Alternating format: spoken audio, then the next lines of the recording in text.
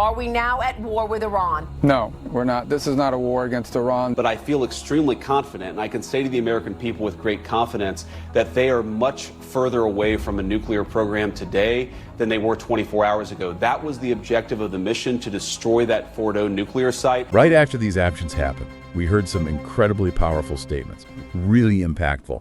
Let's kick off with the Vice President's immediate response. The Vice President stated very clearly, "We have no interest in a protracted conflict. We have no interest in boots on the ground."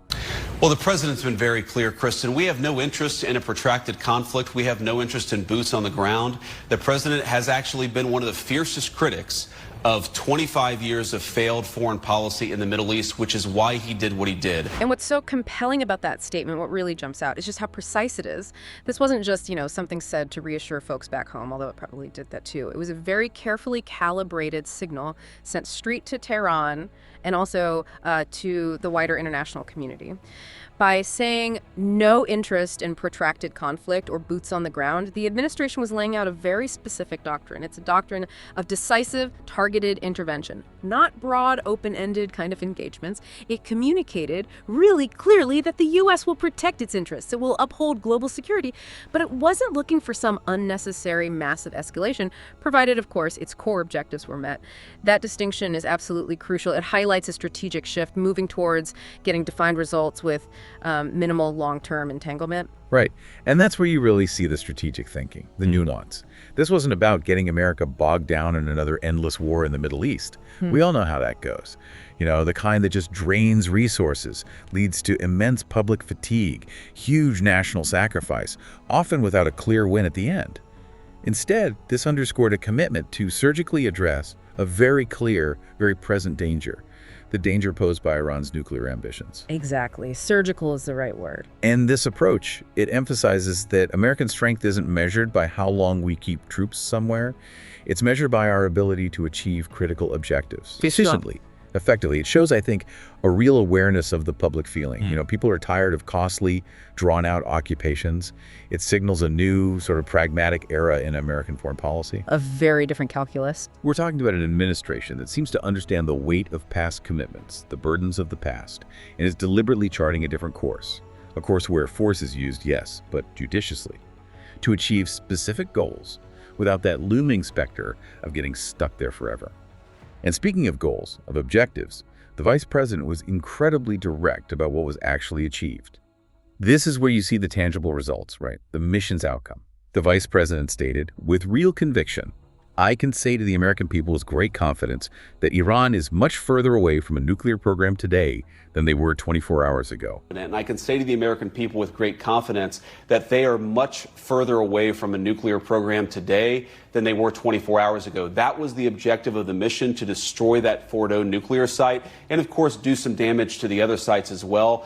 That was the objective of the mission. That statement is just extraordinarily impactful, because it speaks directly to success, the successful execution of a specific, clearly defined mission.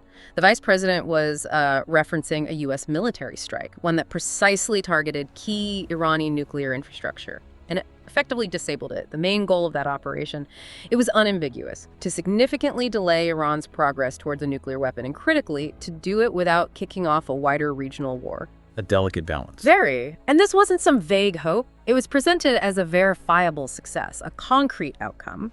When the Vice President says Iran is much further away today than they were 24 hours ago, that signifies a real measurable setback for their, frankly, illicit ambitions. It's not theoretical. It's direct, effective action that demonstrably improves global security by disrupting a rogue regime's chase for truly devastating weapons.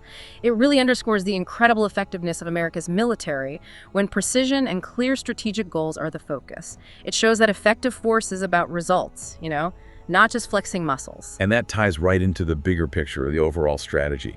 The Vice President went on to underline why this action was necessary, stating, "You can't sit there and allow the Iranians to achieve a nuclear weapon and accept that's going to lead to peace." You can't be weak. You can't sit there and allow the Iranians to achieve a nuclear weapon, John, and expect that's going to lead to peace. It would lead to absolutely disastrous military conflict all over the Middle East. And adding, The president, more than anybody, is worried about protracted military conflicts. That is not what we're getting ourselves involved in. This point is just fundamental. It lays out a core geopolitical truth, doesn't it? Allowing a regime like Iran's, with its known track record of destabilizing the region, supporting terrorism, allowing them to get nuclear weapons, that's not a recipe for peace. It's basically a guarantee of more instability, more danger, profound danger. Right. Common sense, really. This administration clearly gets that doing nothing, just sitting back while that threat grows, well, that has terrible consequences down the line. So this strike was framed as a crucial preventative step. It wasn't presented as unprovoked aggression, it was framed as defensive, designed to keep a fragile regional balance, protect American interests, protect our allies from, frankly, an existential threat. And they keep hitting that note, avoiding long wars. Yes, the repeated emphasis on avoiding protracted military conflicts, while at the same time showing undeniable resolve against a grave threat. It highlights a very sophisticated balancing act. It's about wielding immense power, but with strategic restraint, achieving vital goals without falling into that trap of endless entanglement. This approach, I think, signals a certain maturity in foreign policy, one that prioritizes real, measurable results and protecting national interests above, perhaps, other considerations. And there's one more clarification for the vice president that's absolutely key. It really sets the record straight on the ultimate goal here. It kind of dismantles any doubt or potential misreading. The vice president declared, "We don't want to achieve regime change. We want to achieve the end of the Iranian nuclear program." Well, first of all, we don't want to achieve regime change. We want to achieve the end of the Iranian nuclear program, John. That's America's objective, and that's what the president has set us out to do. Yes, and this statement is just a cornerstone of this administration's whole strategic doctrine on Iran. It clarifies with real political precision that U.S. policy is focused solely on taking apart their nuclear weapons capability. It explicitly says it's not about engineering a regime change, which, let's face it, has often proved incredibly costly and often ineffective in past foreign policy adventures. Right. Nation building hasn't always panned out. Exactly. So this laser focus on nuclear proliferation as the #1 threat, it really streamlines the objective, makes it clearer. It signals a strategic restraint, making sure the mission stays narrowly defined, achievable, centered on security, not trying to socially engineer or dictate how another country runs itself. So security, not social engineering. Precisely. By limiting the goal to the nuclear program, the administration shows a pragmatic approach, aiming to contain a specific, dangerous capability without getting drawn into broader, potentially more destabilizing political fights. This clear mandate reinforces America's purpose in that region. Counter specific threats to global security, counter threats to American interests, not try to unilaterally remake entire nations. Okay, so that brings us to the why now. Why did America take this decisive step at this particular moment? The narrative coming out of the administration is incredibly clear, very consistent on this point. They're saying this wasn't the first option, it wasn't plan A, it was a direct result of Iran's own choices, their own, prolonged bad faith dealing. The vice president laid it out really starkly. The Iranians stopped negotiating in good faith, and if we were having a productive negotiation, I think that this could have gone in a much different pathway. Unfortunately, the Iranians decided to stonewall us, and we saw the consequences of that last night. The Iranians stopped negotiating in good faith. That was the real catalyst, I think, to what the president ultimately decided to do. If we were having a productive negotiation, I think that this could have gone in a much different pathway. Unfortunately, the Iranians decided to stonewall us, and we saw the consequences of that last night. And this point is absolutely central if you want to understand the thinking behind these recent actions. The vice president was directly calling out Iran's, frankly, undeniable refusal to engage constructively in talks specifically aimed at curbing their dangerous nuclear program. This powerful statement, coming right after the military operation, it served as a direct explanation, a response to those stalled negotiations. It makes it crystal clear that Iran, through its own actions, its own choices, brought these consequences on itself. They are given a chance. Exactly. America offered a diplomatic path, a peaceful way out of this incredibly dangerous situation.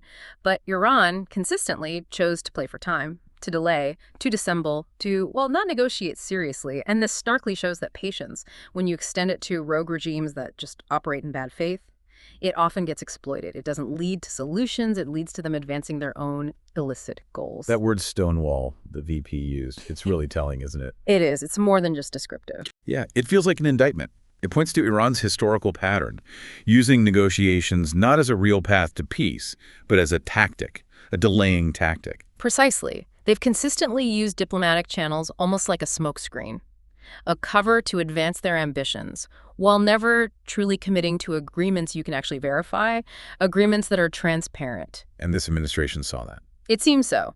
This administration, unlike perhaps some previous ones, clearly recognized that predictable, dangerous pattern and refused to make the same mistakes again. So diplomacy wasn't just abandoned here. It was effectively completely exhausted by Iran's persistent bad faith, their unwillingness to genuinely engage. So the military action becomes the last resort. It emerged, yes, not as aggression, but as a necessary last resort, when dialogue had totally failed and the threat just kept growing unchecked. This speaks to a kind of strategic discipline, I think, one that demands accountability when diplomatic paths are deliberately blocked by the other side. So what does bad faith actually look like in practice when you're dealing with an adversary like Iran? It's not always obvious from the outside. That's a fair question. When we break it down, bad faith in this specific context points to a fundamental, really irreconcilable difference in what each side wanted. From the American viewpoint, the goal was consistently something concrete, something verifiable, a demonstrable end to Iran's nuclear weapons program, with clear steps, measurable benchmarks, robust international inspections. Okay, clear goals. Yes. Iran, on the other hand, consistently seemed to want to just prolong the talks, engage in, you could say, diplomatic theater, all while, crucially, continuing to enrich uranium, advance their technical know-how, and this is key, keep all their nuclear options open. Yeah. They never wanted to fully close that door. Playing for time while still moving forward. Exactly. This administration, observing this long-standing manipulative pattern, just definitively refused to fall into that trap.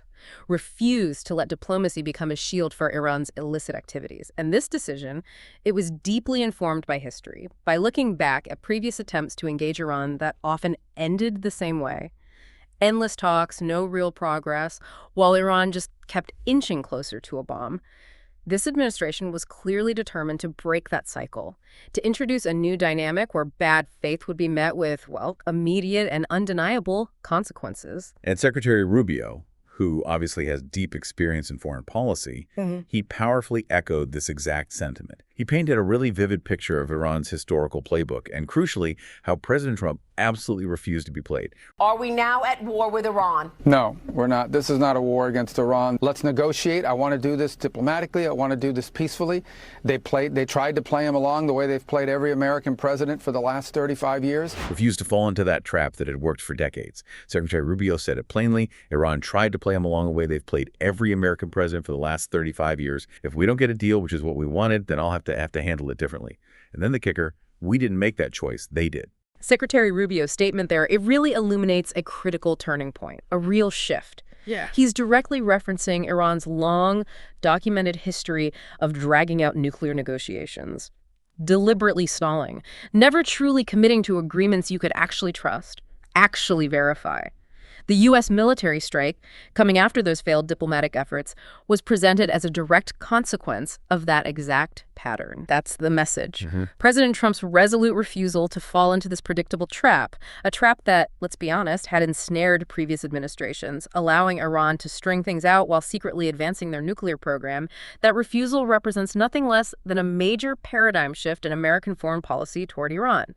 It's not just about a new president, it's about a fundamentally new approach, one that recognizes and actively counters these established patterns of deception. And it really underscores President Trump's resolve, doesn't it? His unwavering stance. He didn't just talk tough. He laid out a clear choice for Iran and an equally clear consequence if they didn't cooperate. Clear stakes. Exactly. This wasn't just rhetoric. It felt like a new, tangible standard of accountability was being set. Not just for Iran, really, but for any nation thinking about challenging American interests. Setting a precedent. And the fundamental truth, the one they keep repeating, is that Iran and Iran alone chose this path. They chose it by refusing real engagement, by stonewalling, by continuing their illicit activities under the cover of talks. The narrative is very clear. The military action taken by the United States was a direct, unavoidable result of Iran's own actions, their own strategic mistakes, not an act of unprovoked American aggression. They had their chance for a peaceful outcome, and they blew it. They held the opportunity, yes, Yeah. and they chose to discard it, which led directly to the decisive action we've been discussing. Okay, now this is where it gets really interesting, I think. Because this administration made it absolutely clear right from the start that they played by different rules. They weren't going to be bound by, the perceived limitations or the historical habits of the past. Senator Tom Cotton, who's always a sharp observer of foreign policy, he highlighted exactly how this marks a truly historical shift in how America deals with this problem. That because of the president's decisive action, we have severely damaged Iran's critical nuclear infrastructure, which is what the president has said he would do for 10 years if we thought Iran was getting close to a nuclear weapon. Finally, President Trump has taken decisive action to ensure that they are not going to get nuclear weapons on his watch. Senator Cotton observed, for 25 years, American presidents have worried about Iran getting a nuclear weapon. Finally, President Trump has taken decisive action to ensure that they are not going to get nuclear weapons on his watch. Senator Cotton's words there, they really capture the core of a significant change. He's clearly praising President Trump's recent military strike on that Iranian nuclear infrastructure, highlighting that the specific intent behind it was to decisively, definitively stop Iran's march toward developing nuclear weapons. And he's right. The threat of Iran getting a bomb hasn't been a secret. It's been a bipartisan concern, a dark cloud hanging over things for decades. Yeah, everyone knew it was a problem. Absolutely. Administrations from both parties acknowledged it, worried about it, talked about it endlessly, but concrete, truly sufficient action to actually neutralize that threat, that unfortunately has often been lacking, or at best, half measures. This president, however, acted. He didn't just wring his hands, he confronted the problem head on and delivered a real, tangible setback to Iran's ambitions. That phrase, on his watch, it's powerful, isn't it? It's not just casual language. Not at all. It feels like a strong, almost defiant statement.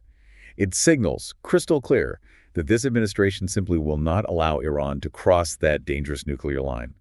Not while they're in charge. A clear red line. It's about protecting American security, preventing potential global chaos now in the present, not just, kicking the can down the road again, hoping the next guy deals with it. Right, avoiding the procrastination trap. This shows real leadership, I think, not just pointing out a huge problem, but having the courage, the conviction to face it directly, head on, with decisive, effective action that actually gets results. Action, not just words. It's exactly. Leadership defined by concrete action. Not just diplomatic niceties or empty threats. Which naturally leads us to wonder about the specifics, the timeline, the nature of this decisive action. That term implies, a strategy, a sequence, a particular way of doing things. Right, how did it unfold? It points directly to this administration's approach. Strategic patience first, allowing a real chance for diplomacy. But then, when that window was deliberately slammed shut by Iran's refusal to negotiate seriously, then came the rapid, incredibly effective use of force. The emphasis here is clearly on follow-through, on fulfilling promises, keeping your word, and executing with unmatched precision. So the message was, we tried talking, you didn't listen, here's plan B. Essentially, yes. It suggests the president laid down a clear red line, gave a specific time frame for compliance. And when that time ran out, without the needed diplomatic progress because of Iran's bad faith, the stated consequences were delivered, surgically, effectively. This isn't about long, drawn-out campaigns. It's about swift, targeted use of power to achieve very specific goals. It demonstrates that when this America says it will handle something differently, it means it.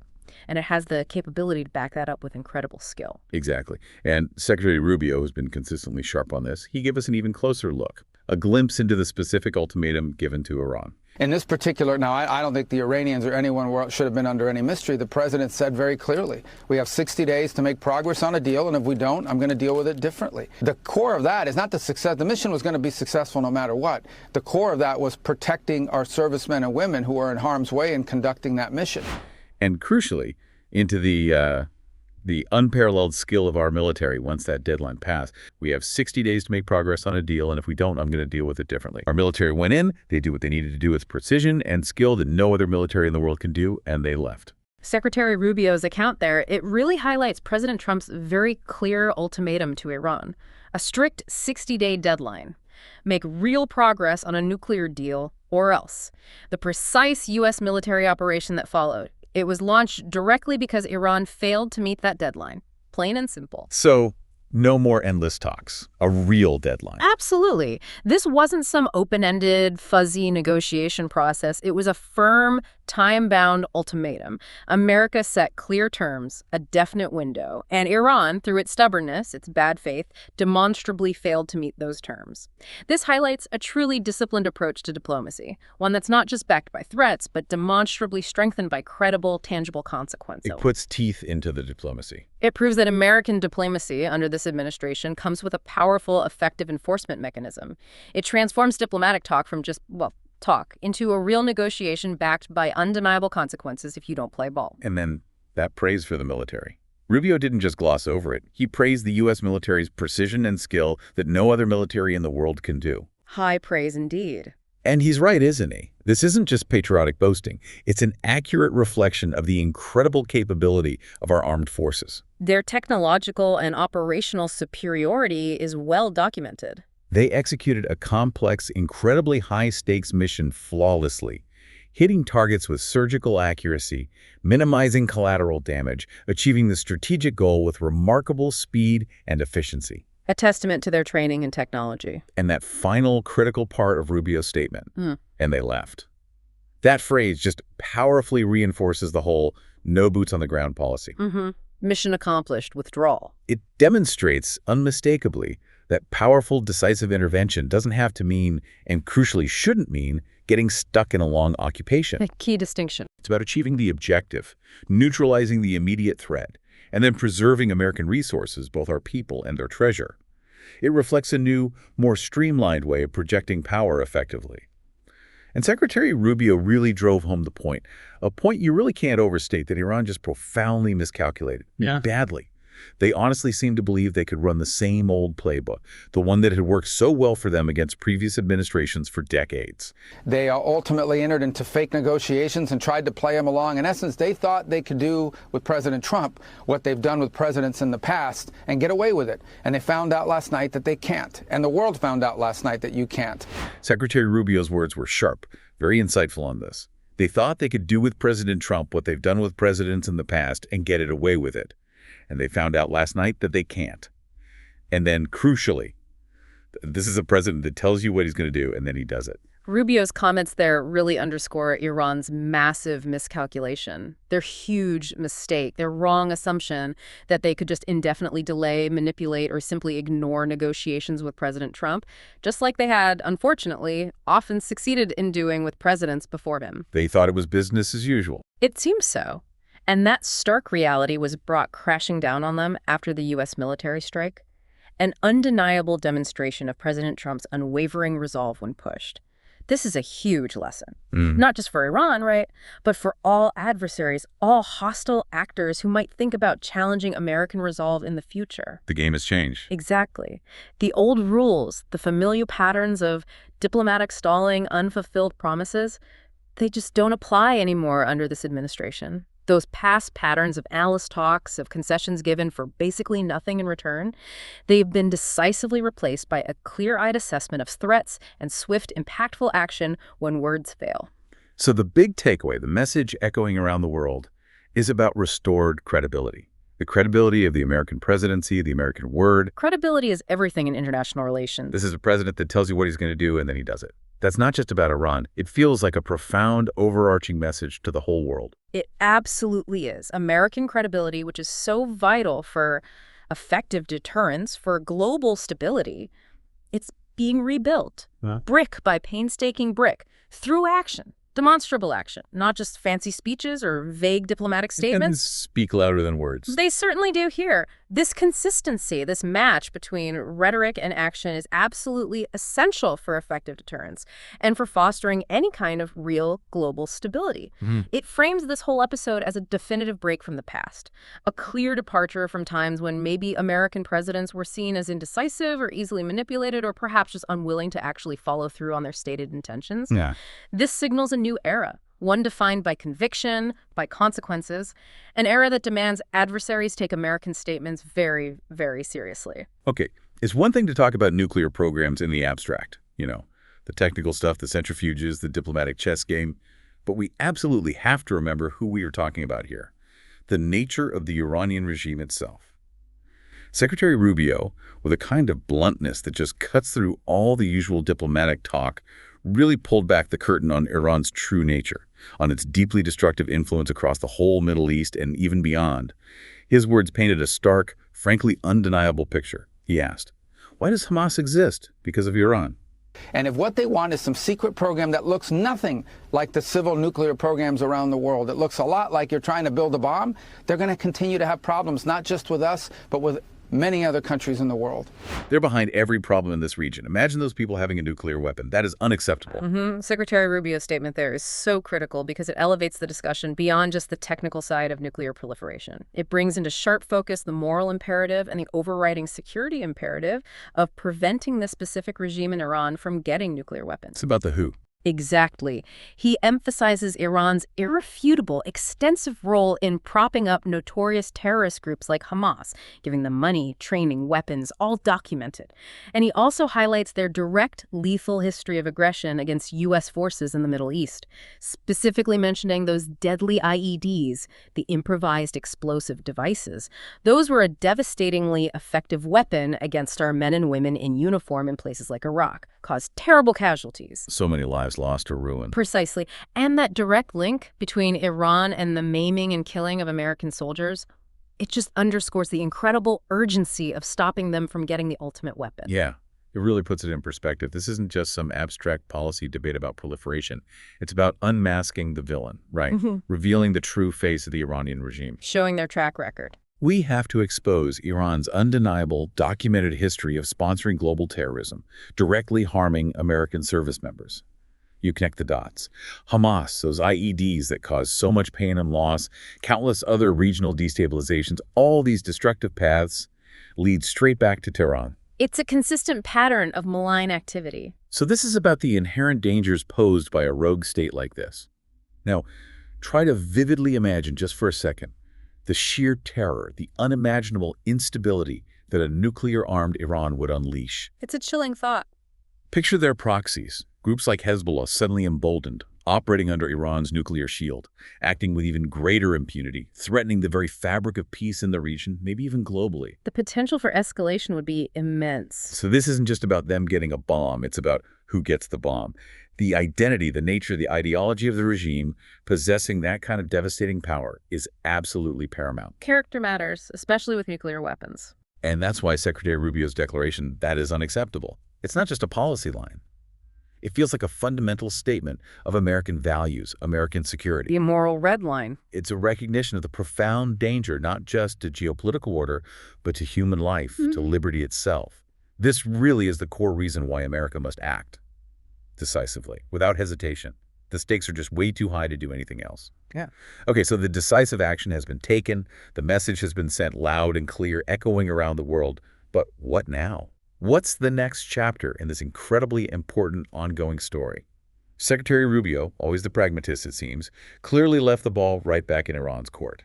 He put the responsibility for what happens next squarely on their shoulders. This is very simple. The president wants to resolve this diplomatically and peacefully. He gave them a chance to do that. They delayed. They had all these kind of delay tactics. They wouldn't even meet with us directly. We had to go through third countries. This is very simple. Let's meet directly. Let's work on agreements that are good for Iran, and good for the Iranian people in particular, good for the safety and security of the world and the United States. He stated it very simply.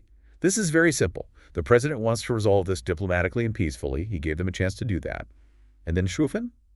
What happens next is up to the regime. Secretary Rubio's statement there is crucial because it directly refers back to President Trump's clear stated preference. He wanted a diplomatic, peaceful solution to Iran's dangerous nuclear ambitions. But, as we've thoroughly discussed, Iran themselves decisively rejected that path by constantly stalling, refusing to negotiate genuinely. They shut that door themselves. That's the administration's position. So this statement, delivered right after that impactful U.S. military strike, it clearly signals that whatever happens next, the future outcomes, are now entirely dependent on Iran's response, on the choices their regime makes from this point forward. It serves as a powerful reminder that despite the strong, decisive action taken, the diplomatic door, while maybe narrower and the terms definitely change, isn't completely slammed shut. There's still an off-ramp, potentially? Potentially. But the terms of engagement have shifted dramatically. And the burden, the responsibility for acting responsibly, now rests entirely, unequivocally with the Iranian regime in Tehran. So it emphasizes the direct consequences of their choices moving forward. Absolutely. Iran's future actions, whether they decide to double down, continue on a path of reckless confrontation, or maybe finally decide to engage genuinely, that will directly and entirely determine America's response. Cause and effect. The U.S. has undeniably shown its resolve. It's shown its capability. It's shown its willingness to act decisively when diplomacy is deliberately thwarted by bad faith. Now, it's totally up to Iran. Do they want to keep going down a path that only leads to more confrontation, more isolation, or will they finally come to the table, genuinely, constructively? And this statement also shows America still holds the cards. Right. Maintains leverage. It absolutely showcases America's continued strategic leverage. That military strike wasn't necessarily the final word, the end of the story. It was more like a powerful, forceful reset. It established dramatic new reality, a new strategic landscape for any future talks or negotiations. It puts America in an undeniably powerful position, having shown both strength and, importantly, a clear pathway back to peace, if Iran chooses to take it. It's a critical moment, a real inflection point. It truly is. Iran's next move will significantly shape its own future and, frankly, the stability of the entire region. So if we were to synthesize the core insight, the main takeaway from this deep dive today, it's this. America has unequivocally shown that a clear, decisive strategy, when it's meticulously planned and backed by absolutely unparalleled military capability, can yield tangible, measurable results, even against long-standing, difficult adversaries like Iran. This is especially true when past diplomatic paths have been demonstrably exhausted. Not because America didn't try, but because the adversary consistently acted in bad faith, used deception. Right. Diplomacy needs willing partners. Exactly. And this period right now, it marks a profound new era in American foreign policy. At least that's how it's being presented. It seems to be an era that prioritizes concrete outcomes over just endless process, that values decisive action over perpetual deliberation.